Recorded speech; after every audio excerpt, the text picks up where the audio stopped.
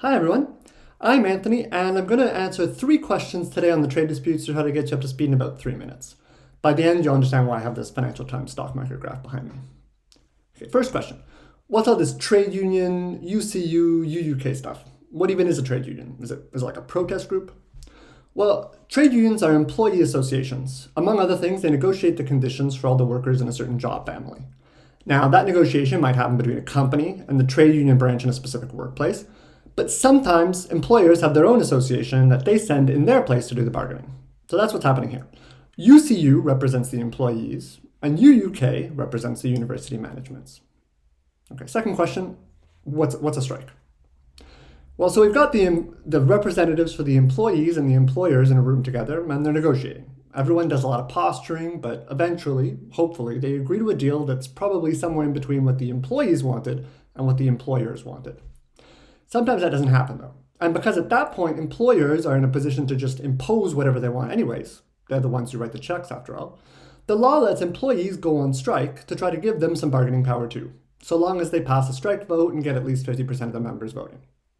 The idea here is that employees say to employers, I'm so opposed to your plan, I'd rather you just not pay me at all, so I won't be coming into work.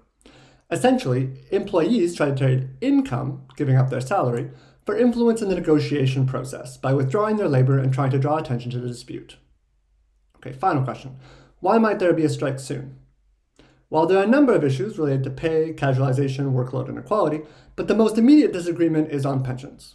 Basically, the people who run the pension, USS, looked into the value of the pension fund's assets here in March 2020. Now, you might remember that there was this new pandemic thing back in March 2020, and the stock markets went into a nosedive. Based on this valuation, USS then said this pension fund doesn't have nearly enough money in it, so everyone either needs to pay way more into it or get way less out of it. Now, the employers had a choice between 3 options. Option 1, they could agree to employees just getting way less money when they retire. Option 2, they could agree to everyone paying more in pension contributions, but that would mean that both employers and employees would need to pay more since they pay those contributions together. Or option 3, they could say, we need a new valuation because we know that valuing the fund in March 2020 means that it was hugely undervalued. Right now, the pension fund already has more money in it than it was projected it would have in the year 21-23, so over 100 years from now. Well, which option did UUK go with? Option 1, way less money for employee pensions. That saves employers a ton of money over the long run, so it makes perfect sense for them. But from an employee perspective, it makes no sense at all, right? With huge cuts. Just as an example, I'm slated to lose 30% of my pension. Now you might think, who cares about pensions though? Somebody like you won't retire for decades.